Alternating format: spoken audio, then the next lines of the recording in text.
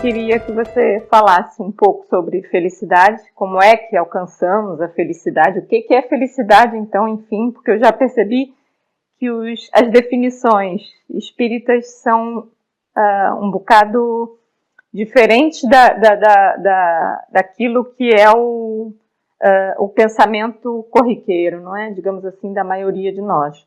Mas o que é felicidade, como é que alcançamos e, pensando em sofrimento, por que é que sofremos? Questões também muito importantes aí dentro da filosofia, né, e das buscas humanas ao longo dos séculos.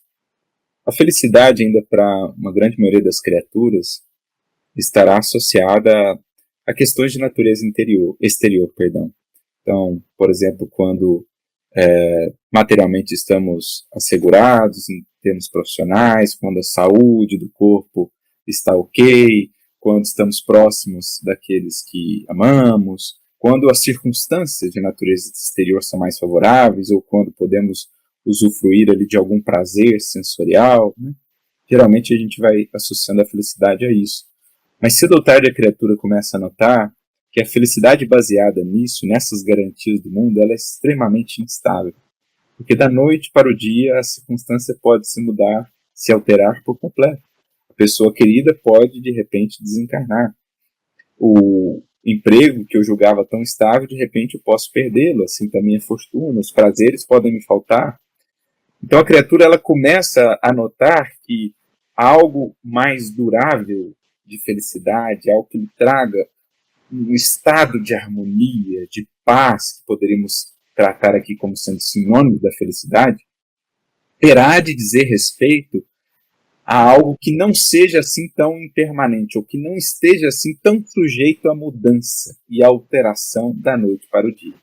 É aí que a criatura começa a notar que a felicidade real, e é dessa sobre a qual Jesus falava, ela estará muito mais associada a algo que esteja em nós e que parta de nós.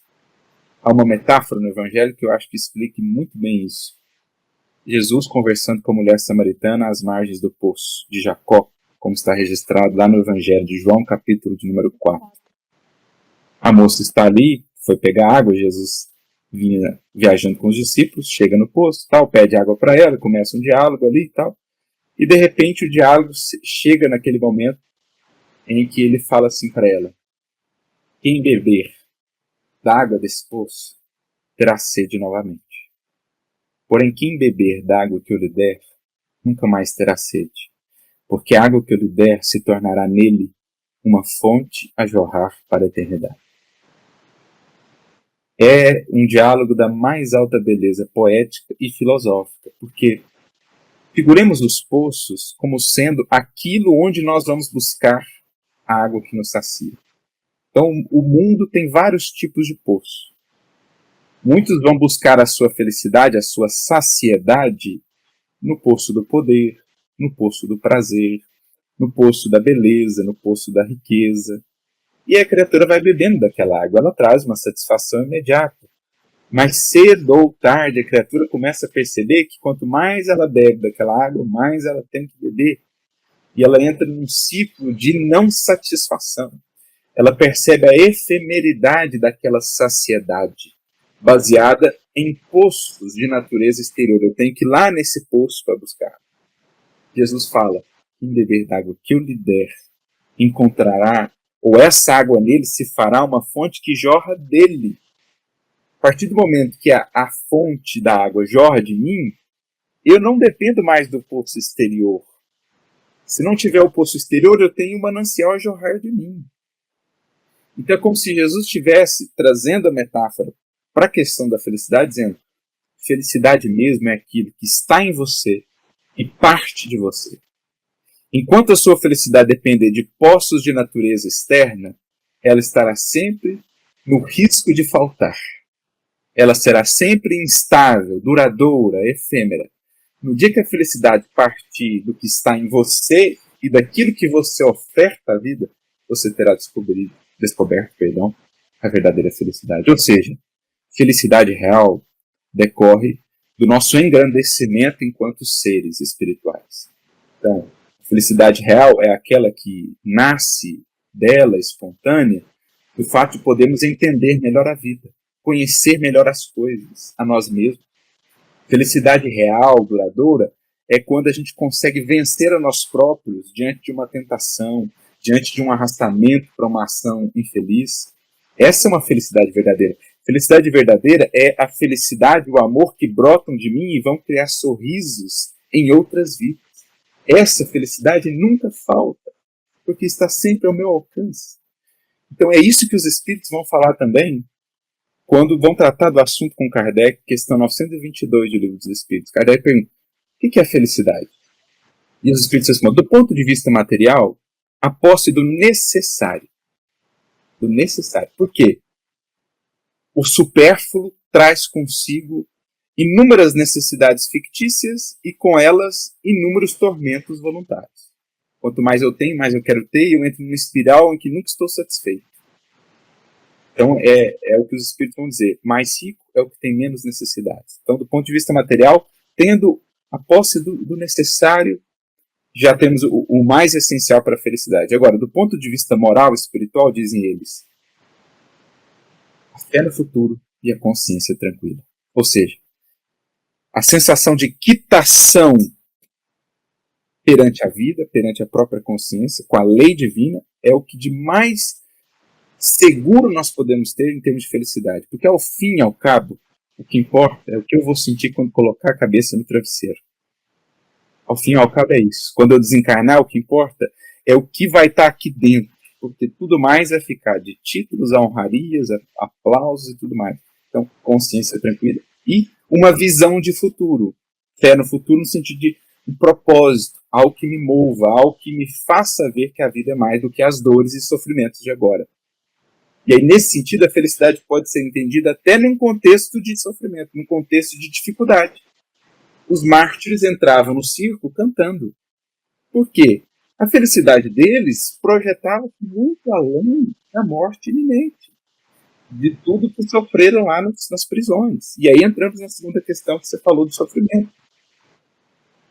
O sofrimento ele vai ter várias funções na criação e várias causas, digamos assim. Existe um sofrimento que é um sofrimento mais, digamos assim, básico, que ele cumpre a função de estimular o ser ao progresso. Então, por exemplo, vamos pensar na humanidade nos seus primórdios. A gente estava ali começando a se organizar e a gente tinha que, por exemplo, para conseguir comer, inventar melhores instrumentos. Para nos proteger da intempérie, que nos fazia sofrer, que nos gerava incômodo, a gente tinha que inventar vestimentas, buscar melhores moradias. Então, aqueles sofrimentos impostos pelo meio, eles impulsionavam, funcionavam como aguilhões para que o ser humano, o espírito, usasse a inteligência progredindo. Então, é o que Emmanuel vai chamar também, André Luiz, outro espírito que escreve por meio de Chico, de dor aguilhão, de dor evolução, que são vividos por todos nós da matéria, né? A matéria ela impõe restrições, ela impõe desafios que geram incômodos e esse incômodo me mobiliza a usar a inteligência, a trabalharmos em conjunto para resolvermos as questões. Então essa é uma causa, digamos, do sofrimento. Uma parcela dos sofrimentos diz respeito a isso. Mas existe outra, que é a seguinte: qual a finalidade do sofrimento?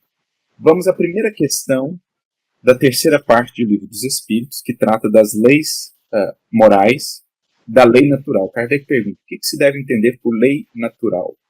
Ou por lei divina? Os Espíritos respondem. Então, a lei natural é a lei divina. Ela diz ao homem o que ele deve fazer, o que ele deve evitar fazer, e ele só é infeliz quando dela se afasta. Pronto, temos a chave do entendimento.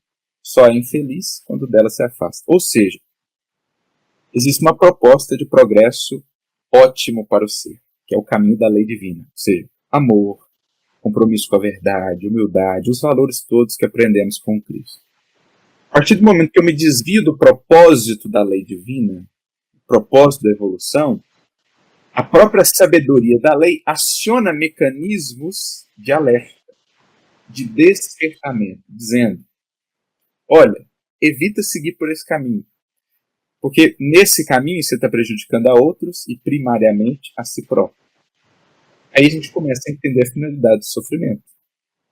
que pode ser originário de desvios nesta existência como de existências pretéritas. Mas sempre vai ter uma finalidade, o sofrimento: reconduzir o ser à estrada do equilíbrio, ao caminho do meio, digamos assim, como falava Aristóteles, que é o caminho da virtude. Então, o sofrimento, desde os menores aos maiores, tem sempre uma conotação corretiva, de correção de rota, portanto, uma finalidade educativa. Nunca é o sofrer pelo sofrer, porque Deus gosta e distribui o sofrimento a seu bel prazer. Nunca. Não faria sentido ante a inteligência suprema. Há sempre uma correlação entre o sofrimento e uma causa anterior que significa um desvio do equilíbrio. A gente vê isso no corpo. Se eu como demais, afastando-me da lei de equilíbrio, o corpo aciona um mecanismo de desajuste interno, dá lá uma diarreia, dá lá um problema de digestão, que me diz: não repita isso. Isso não é legal. Do ponto de vista moral é a mesma coisa. Né? O sofrimento está falando para você: repense certas escolhas, repense certos caminhos. Os desequilíbrios que você está vivendo de natureza física ou psíquica decorrem de alguma desarmonia com a sua própria consciência, que revela as leis divinas. Essa é a grande finalidade do sofrimento na criação divina: alertar, despertar o ser, remediar, trazê-lo de volta a um caminho de meio, de equilíbrio, no sentido do progresso. É engraçado porque essa mesma noção de sofrimento como um desvio que a criatura apanha é também partilhada pela filosofia oriental, né? Com o karma, o dharma sendo esse caminho direto, não é? Que leva em direção a Deus. Eu até, pronto, entendo que cada vez que a gente dá nome, mas é a nossa necessidade humana, né? De dar nome a essa força criadora, essa inteligência suprema que cria o universo. Mas toda vez que a gente dá nome, a gente também limita, né? Então, por isso é que eu não acabo não falando muito, mas é isso, o Dharma, né? Como sendo esse caminho direto que leva a Deus, e toda vez que a gente sofre, comete um karma e se desvia, ao karma, desculpa, toda vez que a gente se desvia ao karma para voltarmos a esse caminho do meio. Que é também ao que o Cristo se refere, não é, Arthur? Quando diz, vai, não peque mais, vai, não se desvie. Isso. Não se A desvie ideia de mais. pecado é exatamente essa, porque no original em hebraico, o pecado é ratá, que significa literalmente desvio do alvo. Imaginemos um arqueiro, tem lá o alvo, e acertar o alvo é a meta, né? O pecado, ratá, significa desvio do alvo. Então, ao longo do tempo ganhou uma outra conotação, às vezes um pouco diferente disso, a ideia de pecado, mas originalmente é isso. É um desvio do alvo que precisará ser retificado, e aí surgem os processos despertadores da dor e de sofrimento, nos convidando a repensar.